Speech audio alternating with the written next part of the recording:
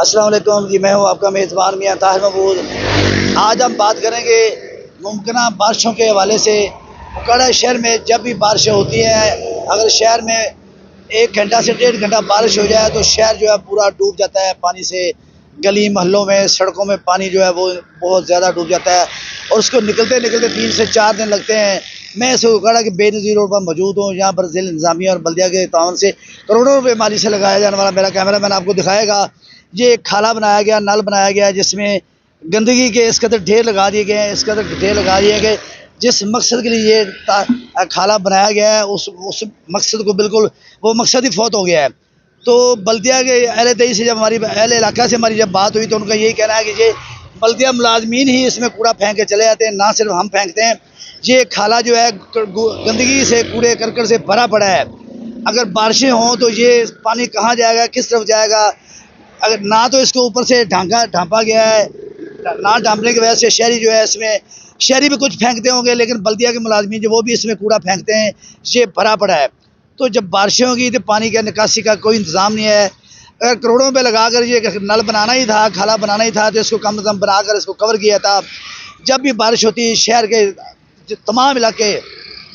جس میں سمتپور روڈ ہے، جس میں گورنمنٹ کالونی ہے، جس میں شہر کا چاروں بازار، ہسپتال بازار، ریل بازار، کچہری بازار اور ایم اے جناح روڈ، تمام جو پانی میں ڈوب جاتے ہیں۔ ضلعی انتظامیہ جو ہے اس کام میں جو ہے بالکل ناکام دکھائی دے رہی ہے، کہ کیونکہ یہ کھل بنا کر، نالا بنا کر اس میں گندگی ہے، اس قدر پھینک دیا جانا ہے، اس کی طرف توجہ نہ دینا۔ اس روڈ پہ روزانہ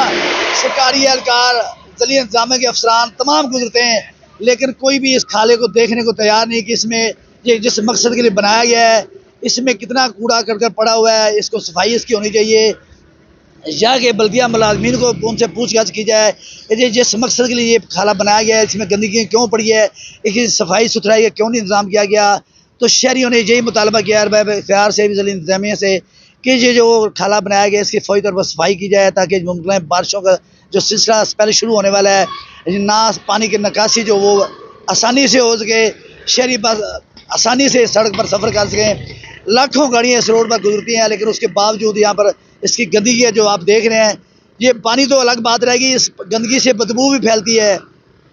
مچھر اور ڈینگی کے پھیلنے کا بھی خطرہ ہوتا ہے۔ شہری صبح روزانہ جاتے ہوئے اس کھالے سے بدبو سونگھتے ہیں، پھر اپنے دفتروں کو، اپنے اسکولوں کو، اپنے شہری کام کاج کے لیے یہاں سے جاتے ہیں، لیکن بدبو ان کو یہاں پر گندگی کی سونگھنی پڑتی ہے۔ تو ارباب اختیار سے یہ مطالبہ ہے کہ اس کی فی الفور صفائی کی جائے، تاکہ ایک تو بدبو بھی ختم ہو جائے، دوسرا اگر پانی کے بارشوں کا سلسلہ شروع ہو تو پانی کی جو نکاسی ہے اس کا بھی عمل تیز ہو سکے۔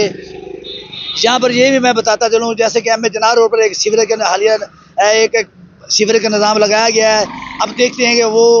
کامیاب ہوتا ہے نہیں۔ اس کو بنا کر وہاں ایک کنواں بنا دیا گیا، اس میں اس کے پانی کا نکاسی کا انتظام کیا گیا ہے، بہت اچھا کام کیا ضلعی انتظامیہ نے، اچھا کیا، لیکن اب دیکھ رہا ہے وہ بھی کام جو ہوتا ہے یا نہیں ہوتا۔ ایسے ہی اس کو بھی صفائی کر کے اس کے اوپر اس کو ڈھانپ دیا جائے اس کھالے کو، تاکہ اس کے اوپر گندگی شہری نہ پھینک سکے، نہ کوئی بلدیہ ملازمین پھینک سکے، نہ تو بدبو ہے، اور پانی کا نکاسی کا انتظام جو وہ اچھا ہو سکے۔ یہی خبر اپنی خبر تک کے لیے اپنے میزبان میاں طاہر محمود کو اجازت دیجیے۔ اللہ حافظ۔